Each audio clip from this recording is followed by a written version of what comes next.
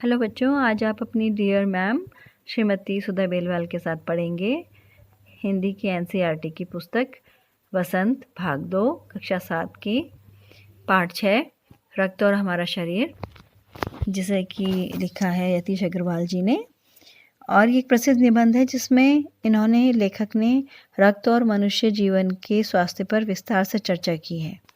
इस पाठ में बताया गया है कि रक्त हमारे शरीर के लिए कितना आवश्यक है, रक्त में कौन कौन से कण पाए जाते हैं तथा रक्तदान करना किसी को जीवन दान देना है।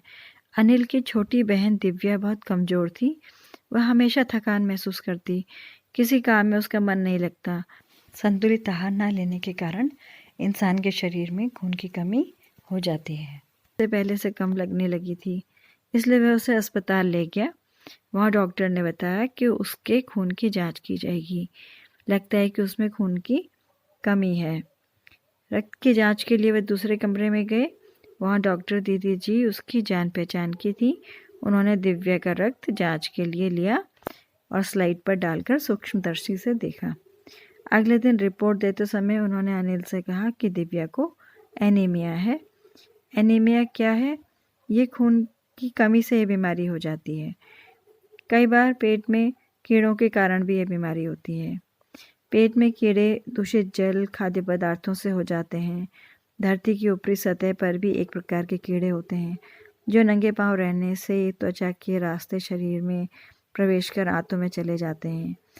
डॉक्टर दीदी ने अनिल को सूक्ष्मदर्शी द्वारा रक्त की स्लाइड दिखाई और बताया कि रक्त के 2 भाग होते हैं, तरल पदार्थ प्लाज्मा और दूसरा वह जिसमें छोटे बड़े कई कण होते हैं, कुछ लाल, कुछ सफ़ेद व कुछ ऐसे जिनका कोई रंग नहीं होता, जिन्हें प्लेटलेट कण कहते हैं।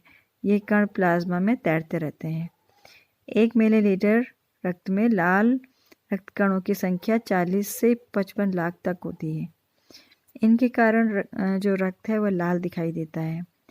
ये सांस लेने पर ग्रहण की गई ऑक्सीजन को शरीर के हर हिस्से तक पहुंचाते हैं।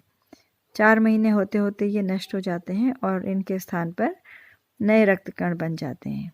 ये हड्डियों के बीच के भाग मज्जा में प्रोटीन, लौह तत्व और विटामिन से बनते हैं। सफ़ेद कण शरीर को रोगाणुओं से बचाते हैं।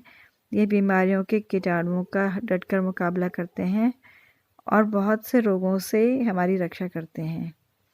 इसीलिए इनको सिपाही भी कहा जाता है। वीर सिपाही हमारे शरीर के, जो हमें बीमारियों से बचाते हैं।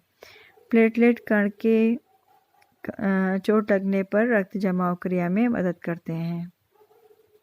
प्लाज्मा में एक प्रकार की प्रोटीन होती है जो रक्त वाहिका की कटी फटी दीवार में मकड़ी के जाले के समान एक जाला बुन देती है। प्लेटलेट कण इस जाले में चिपक कर उस घाव को भर देते हैं और रक्त का आना बंद हो जाता है। यदि किसी का घाव गहरा हो जाए तो साफ कपड़े के साथ उसे कसकर बांध देना चाहिए, क्योंकि दबाव पड़ने से रक्त का बहना कम हो जाता है। घायल को शीघ्र ही उपचार हेतु डॉक्टर के पास ले जाना चाहिए। कई बार कटे स्थान पर टाँके भी लगाए जाते हैं। ज़्यादा रक्त बह जाने पर खून चढ़ाना भी पड़ता है। अनेकों बार ऐसी घटनाएं घट जाती हैं कि मनुष्य के शरीर में खून की कमी हो जाती है। ऐसे में उस व्यक्ति को खून चढ़ाया जाता है। खून की आवश्यकता केवल मनुष्य ही पूरी कर सकता है। इसलिए ऐसी आपात स्थिति से निपटने के लिए ब्लड बैंक बनाए गए हैं, जहाँ सभी किस्मों का रक्त उपलब्ध रहता है। डॉक्टर दीदी ने अनिल को यह भी बताया कि 18 वर्ष से अधिक उम्र के जो स्वस्थ व्यक्ति हैं वे रक्तदान कर सकते हैं और ये हमारे शरीर के लिए कितना ज़रूरी है। इसकी कमी से हमारे शरीर में बीमारियां हो सकती हैं, हमें जो रोगों से लड़ने की शक्ति कम हो जाती है और रक्तदान करके हम किसी का भी आपात स्थिति में किसी का भी जीवन बचा सकते हैं। इसलिए हमें रक्तदान करना चाहिए, क्योंकि रक्तदान करने से हमें किसी को भी कोई नुकसान नहीं पहुंचता है। शरीर को कुछ समय के बाद वो खून खुद ब खुद बन जाता है। रक्त की जांच करने के बाद व्यक्ति को उसके अपने रक्त समूह का ही रक्त चढ़ाया जाता है। रक्तदान किसी ज़रूरतमंद व्यक्ति के लिए जीवन दान बन जाता है। यह जानकर अनिल भी बहुत प्रभावित होता है और बड़ा होकर रक्तदान करने की बात कहता है। स्वस्थ रहने के लिए हमें कुछ बातों का ध्यान रखना चाहिए, जैसे घर से बाहर भी शौचालय का प्रयोग करना चाहिए और उसकी साफ़ सफाई का भी ध्यान रखना चाहिए।